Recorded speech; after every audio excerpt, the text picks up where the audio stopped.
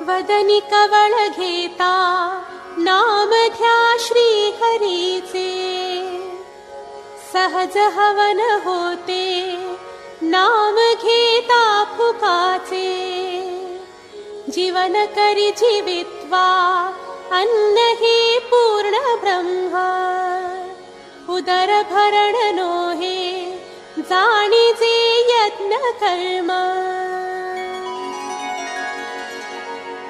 जनी भोजनी नाम वाचे वदावे, अति आदरे गद्य घोषे म्हणावे. हरी चिंतनी अन्न सेवे